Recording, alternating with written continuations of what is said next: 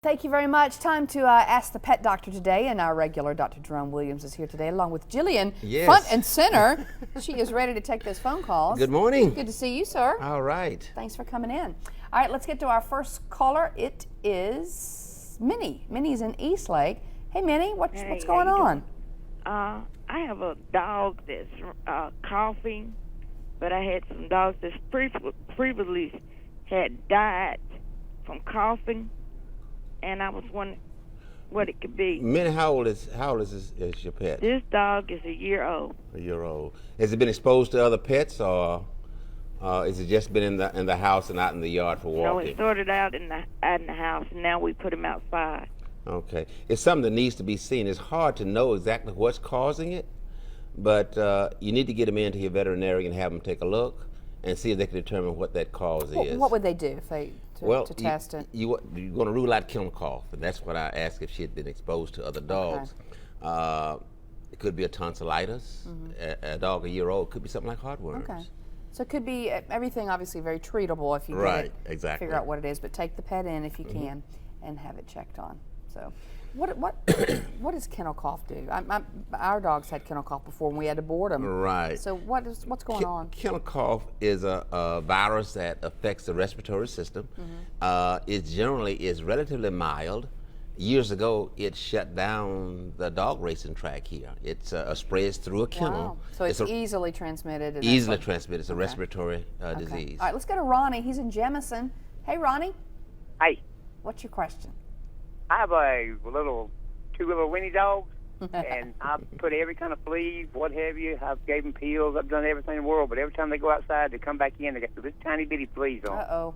Ronnie, you got to treat the environment. That's the only way you can control fleas is treat the house and the yard as well. And fleas thrive well in shaded areas. So if you got a tree or underneath your deck or porch, and even underneath the house, that's what you have to treat. You're not going to be successful in flea control unless the environment is treated also. You treat it with... They're really bitty fleas, too. They're not the big dog fleas.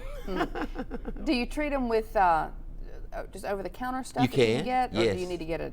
if you have an exterminating contract, many contracts will provide for treatment for fleas. Okay. If not, then go to your hardware stores, Kmart, Walmart type places. Spray it around your yard. You can spray or use granules, either way. Okay. I certainly appreciate it. All Thank you. Good luck. They can be pesky little things. Oh, yes, absolutely. All right, Melanie is in Chelsea. Melanie, good morning. Yes, my dogs, I have a flea problem myself, and the dogs are like chewing the hair off of them, literally. Yes, fleas can cause a severe allergic reaction. And again, you're going to have to treat everything. Treat the house, the yard, as well as the pet. There's some great flea products out there, but you got to use them in conjunction with treating the environment. Because even is there any? Last year, one of my dogs, he said, my veterinarian said she had allergies, and gave her some little pills, and she quit chewing on herself. Yes, you could treat the allergies with a steroid or some type of antihistamine, but you're not solving the problem. And over the longer term, you'll end up doing more harm than good. You know, it's best. They've been bathed every week. We've tried every flea drop in the world. Treat the environment and go with the peel.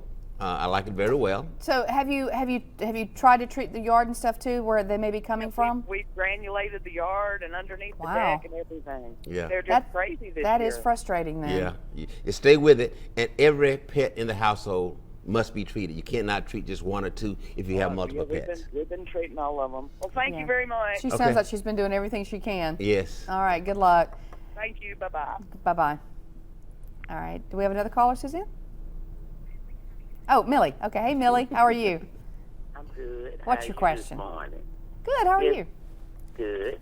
I was calling, I have a Yorkie about a year old. And they was, I could tell my son gave it to me, and they was, I think, giving her a little table food, and it's hard to get her to eat. She won't hardly eat her food.